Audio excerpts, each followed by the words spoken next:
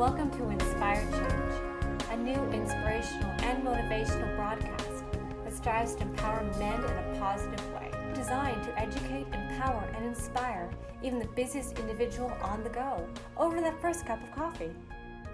Please join me in welcoming Gunter, international psychologist, author, speaker, and producer. Welcome everybody to another episode of Inspired Change. Yep, the title, you're right, is a bit odd. What a week it's been. So, in the previous episode, I've basically been talking about the elements of emotional maturity. And so the universe, in its infinite wisdom, has decided to really practice what I preach in the best possible way. So, let me recap a little bit before we go on to why this has been a challenging week and what all that's about. So, inherently, let me first start off with a recap. So, I challenged all of you to have a look at your emotional maturity on a SUT scale, so subjective units of emotional development. Okay, so what are the variables we're looking at? So in the last episode, I talked about self-awareness, and that it's one of its first components of emotional maturity. Okay, the second one is about being flexible. Flexibility is fundamentally important to become adaptable, not just to our own internal world, but in fact to both the internal world, my internal world, and the external world. Okay? It's one of the factors that can really lead us into being resilient. The third element that I want to stress is actually adaptability. How well do I deal with adversity? So how can I really use all of my resources, cognitively, behaviorally, emotionally, to regulate myself in situations of change, novelty, and uncertainty. Okay? So again, go back, think about this. Subjective units of emotional development, or in other contexts, when I'm dealing with anxiety, I talk about subjective units of distress. 0 is no problem at all. 10, the highest level of subjective units of distress. This is when, it's all over Red Rover. It's the worst possible experience that I could have. If we use it, SUDS, as a scale for emotional development, then 0, I'm in nappies. 10, I'm the sage sitting on top of the mountain. Okay, so clarity there. So, what's another element in emotional maturity that I talked about in the last episode? Well, one particularly is this issue about having a high frustration tolerance. So, in that context, I'm able to deal with setbacks, with frustrations, with my own emotions significantly better. So I'm not going to get absolutely ticked off in small situations where my reactivity is basically over to the top. Okay, think about it like dialing down the volume on a stereo, right? Do I really need to be on volume 10 when I'm, where I'm exploding outwardly into the world? Road rage. Think about that. Okay.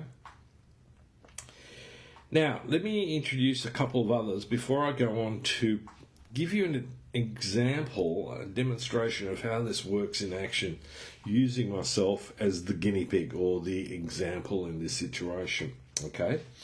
And I'm not holding myself up here as a paragon of virtue, but rather to give you some insight on how this is actually really practical on a day-to-day basis.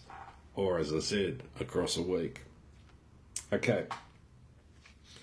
So, another variable that's really important is the capacity to make a commitment to long-term hedonistic goals, not short-term, okay?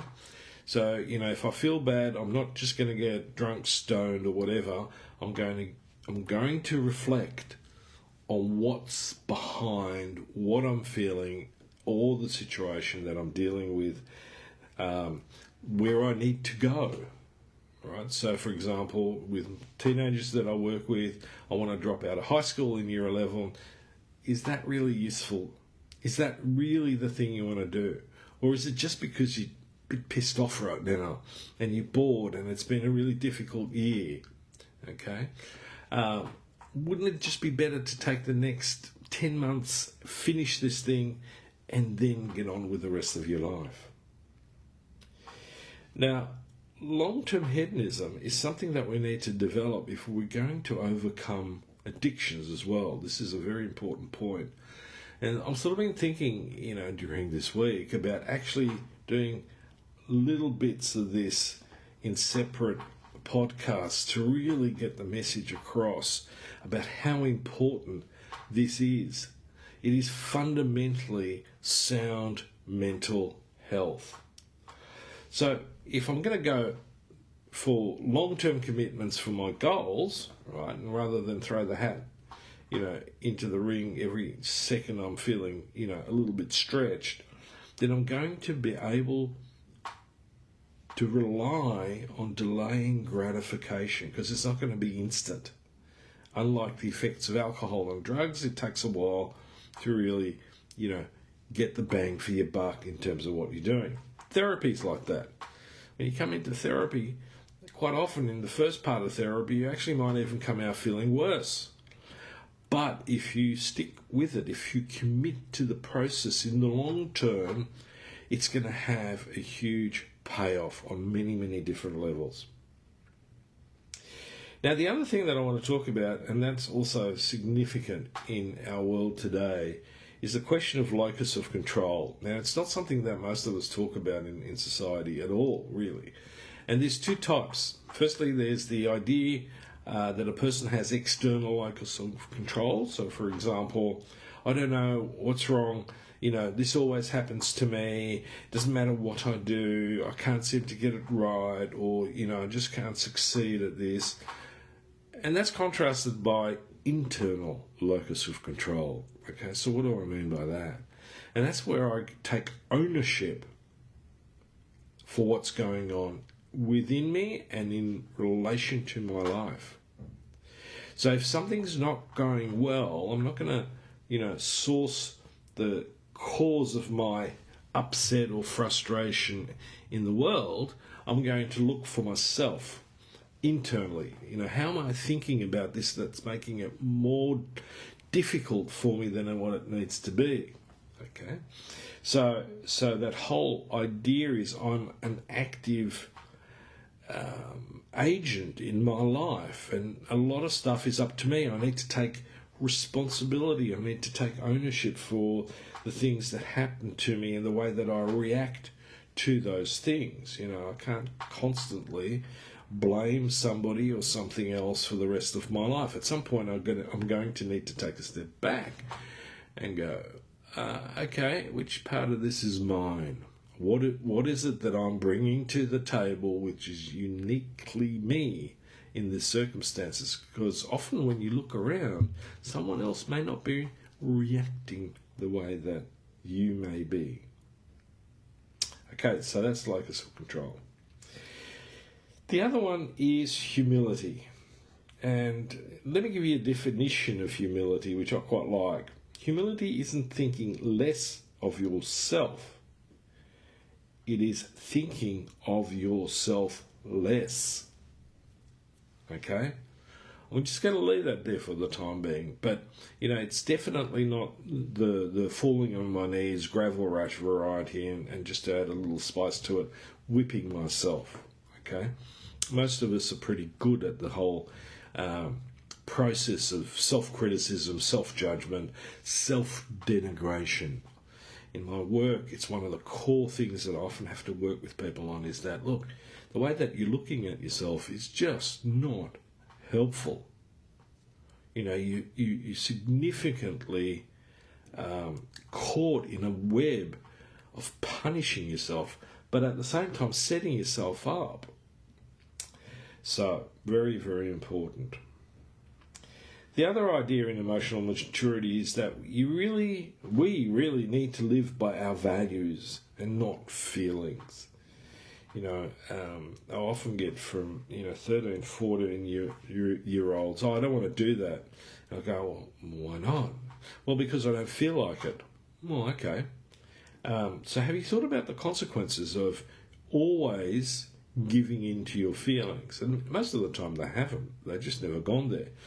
Unfortunately, we have a lot of adults who operate at the same level. So remember, the title of the original podcast on emotional maturity was, is there an adult in the room? Are you the adult in the room? So if you're going to be rearing children, parenting children, I would like to think that in that moment of contact with your child or children, you are most definitely the adult in the room. Now, the final one, and I think this is particularly relevant in today's society, is the issue of gratitude. The more mature I am emotionally, the more I'm likely to be grateful for the little and big things that are in my life. And obviously a lot of that's situational, and I can't tell you what you need to feel grateful for or not, and how to measure that. But make it simple. Most of us in the industrialised Western society generally have quite a bit to feel grateful for. And if it's not material, then certainly, I can be grateful for, being able to breathe, to have a partner, to have children, even if they're a pain in the backside. They're still my children. I love them. I mightn't agree with them, but I love them.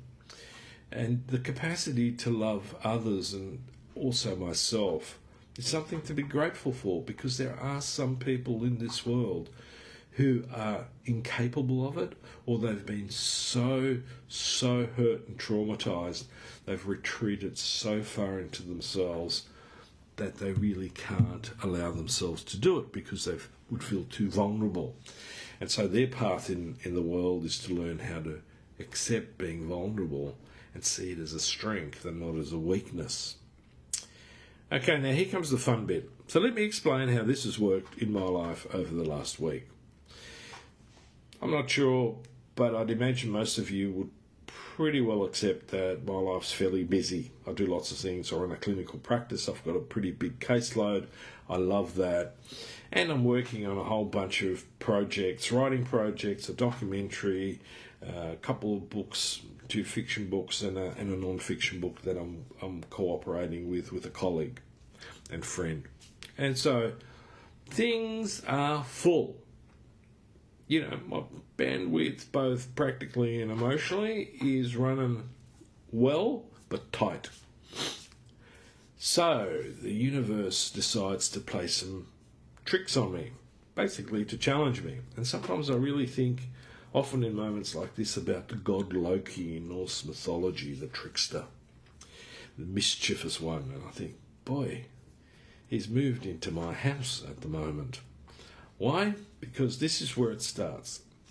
Last Saturday, I'm working away on my computer. It's early morning. My wife is still, she's gone to work. So she's, left me alone to my own gig. And I'm thinking, okay, I'm going to get heaps of stuff done. As I'm working through the day, my computer, my desktop computer, seems to get slower and slower. And eventually I thought, okay, I need to do some maintenance here. So I do the maintenance. Come Sunday, everything's going all right. Monday, Tuesday, Wednesday, Thursday is going to be really busy, but I want to get some stuff done, including this podcast. So that all of those of you who subscribe will now be acutely aware that this particular podcast is several days late. Something I'm not particularly fond of, but I had no choice in this, and I'll explain as we go along why. By Tuesday, my desktop computer beautiful iMac 27-inch screen, 5Ks.